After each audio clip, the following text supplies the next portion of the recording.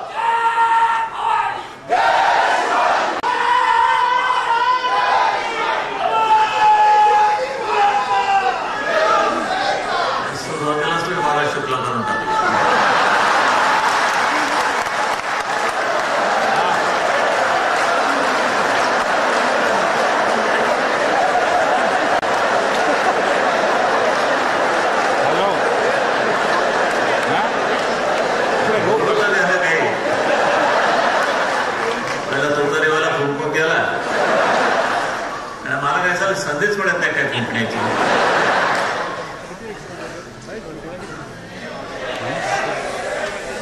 Hello, दरवर्षाचा हा सोहळा आहे. नाटक फारसेकल आहे. मी येणार होतो पण अजून हा डोळ्यात तेवढा मार्ग आला नाही, पण येतोय हळूहळू. काय गंगू बाई ही बाई बघायची म्हणजे जरा डोळ्याचा मार्ग पाहिजे ना. मी तिला आतमध्ये बघितली, भेटायला आली. आल्याबरोबर मी ओळखली गंगू. पण आता मी राजकारणातल्या गंगूबाई शोधतोय.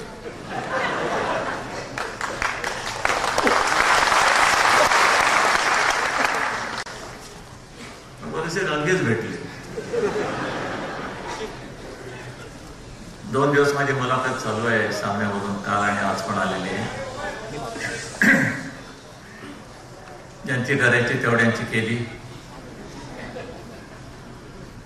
माझे परममित्र आदरणीय आणखीन काय शरदचंद्रजी पवार,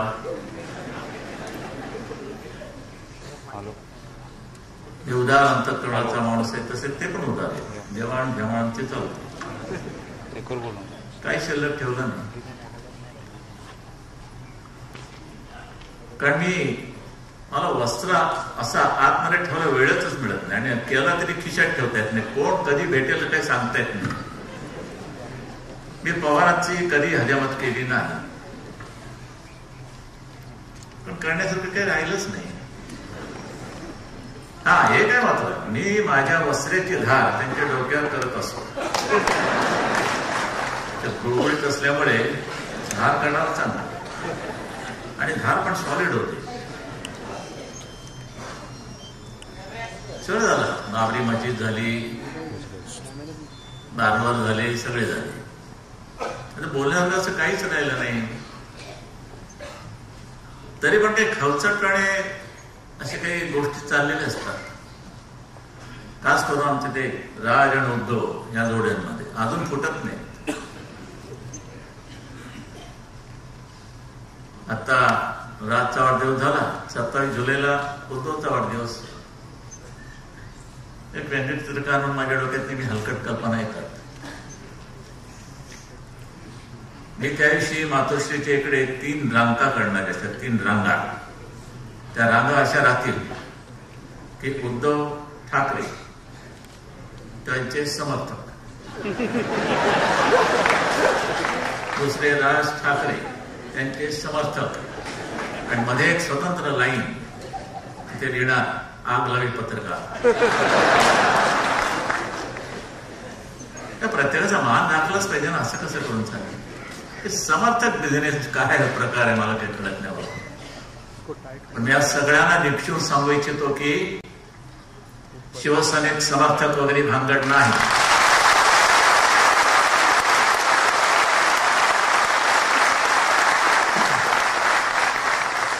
शिवसेनेत फक्त माझ्यापासून ते सगळे शिवसैनिक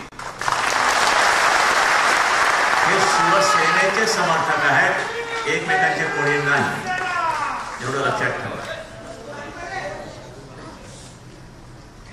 कुठच्या वर्तमानपत्राला कधी यायला आणत येईल काय सांगता येत नाही, पण कोणाला तरी खतभरी आलेली असते.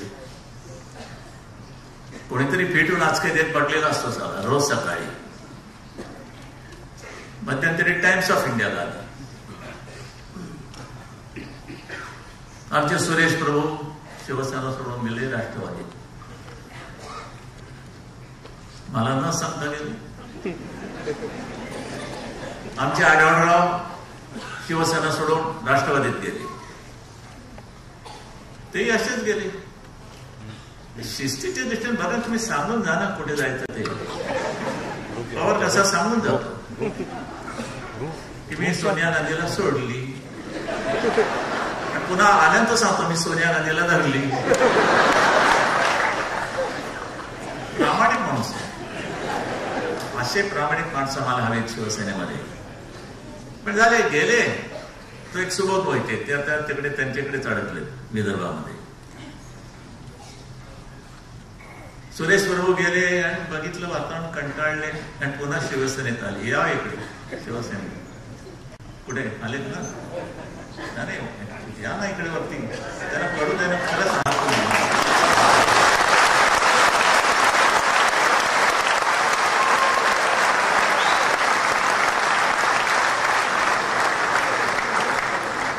हे सुरेश प्रभू शिवसेनेत राष्ट्रवादीत गेले, राष्ट्रवादीतून परत शिवसेना.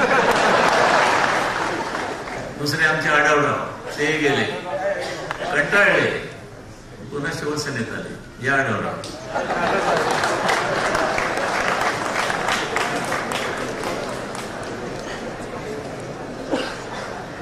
हा असला हलकटपणा चाललेला असतो. कोणी हादरून जायचं नाही, कोणी काय करून जायचं नाही.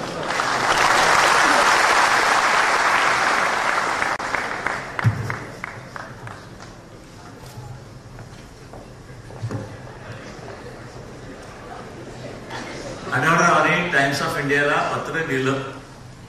4 दिवस झाले आज छापलं नाही. टीका जरूर पहिल्या पानावर, फोटो सहित प्रभू वगैरेचे फोटो. पण ज्यावेळेला उत्तर जातं आमच्याकडून ते मात्र त्याची दखलही घेतली जात नाही. सुबोध मोहितेशी त्याशी फोन केल्यानंतर ते मनोज जोशींच्या बरोबर एका कार्यक्रमात अडकले होते, विदर्भामध्ये गेले होते. तेव्हा ते का करता असं तुम्ही पण द्या, फोन करून विचारलं की काय चालवलं काय तुम्ही, सगळे आमच्या बरोबरच आहेत. नाही नाही, आमच्या ऑफिसमध्ये चर्चा चालू होती आणि त्या चर्चेतनं बातमी निर्माण झाली. अरे बातमीतनं चर्चा करतात, त्या चर्चेतनं बातमी करतात, या अगोदर ठरवा तुमच्या कचेरीत. शेवटी आढळरावाला पत्रक काढून सामन्यात छापावं लागलं आणि बाकीच्या ठिकाणी आणखीन छापून आणलं. आणि म्हणून ह्या मीडियावरती जो चिडत असतो ना की बाळासाहेब मीडियावरती झाले तसे झाले, का नाही करायचं? तुम्ही कशा करता हलकटपणा करता आमच्या बाबतीत? इतर ठिकाणी काय चाललंय? मुरबाडला 6 जणांनी 10 जणांनी राजीनामे दिले. एकाने दिला नाही, एकाचे राजीनामा आणला नाही. आणि त्यांनीच उलट फोन करून सांगितलं, फॅक्स येतात त्यांचे की आम्ही पुणे गेलो नाही, मी शिवसेनेतच आहोत. त्याचं कारण मुंबई महानगरपालिका